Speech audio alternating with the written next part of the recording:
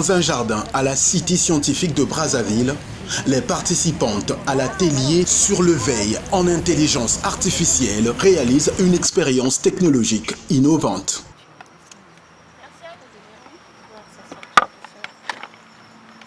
Il s'agit de l'installation d'un système d'arrosage automatique.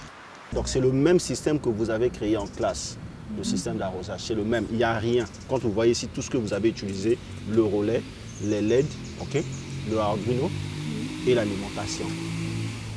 Et ici vous avez la possibilité de voir le taux d'humidité qui est là. Donc ça veut dire que quoi, lorsque vous créez chaque système, vous devez le créer en fonction des plantations qu'il y a.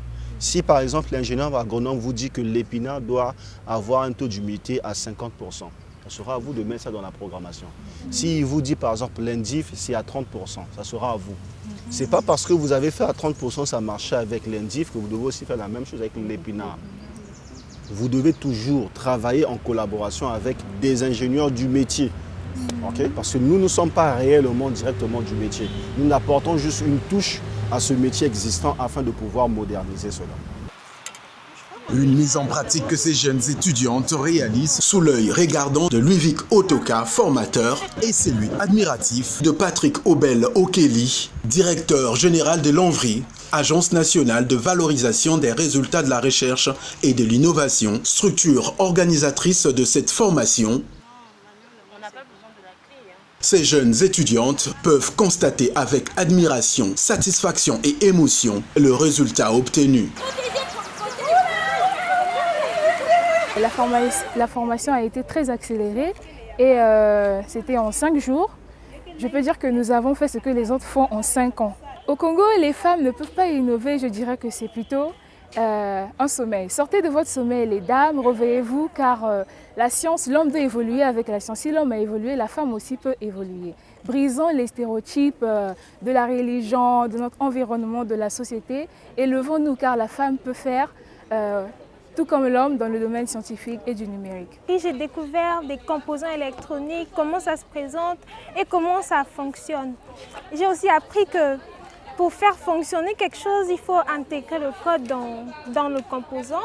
Et aussi, quand on intègre le code, c'est là qu'on peut donner, comment dirais-je, c'est toi la personne qui dit à ton composant ce que tu dois faire.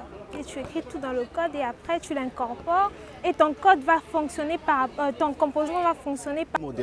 Le premier modèle, c'est que ça donne la possibilité à l'homme de pouvoir arroser comme il veut grâce à une application Android qu'on a créée avec les dames. Et le deuxième, c'est que nous avons fait ce que le système puisse gérer le système d'arrosage seul.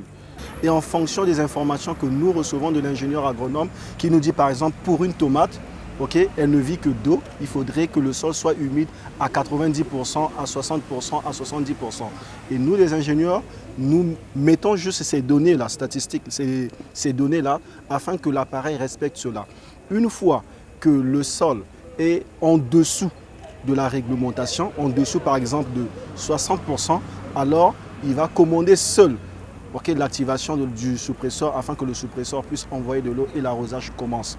Mais dès que ça atteint par exemple 70%, qui est la valeur autorisée pour qu'une plante, par exemple comme la tomate, puisse mieux germer, alors ça va s'arrêter seul.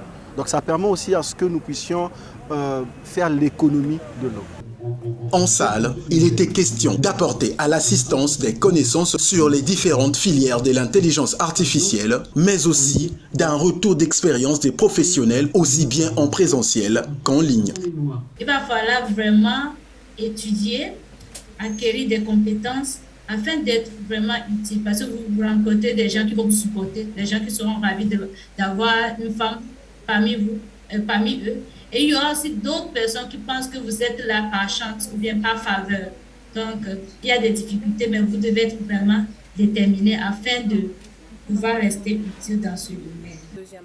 Les réalisations de ces jeunes étudiantes au 5e jour de cet atelier sur l'éveil en intelligence artificielle constituent assurément pour l'Agence nationale de valorisation des résultats de la recherche et de l'innovation une réponse à la problématique de l'ensemble des activités qui concourent à l'augmentation de la valeur de la recherche scientifique, notamment au profit de la gente féminine. formation.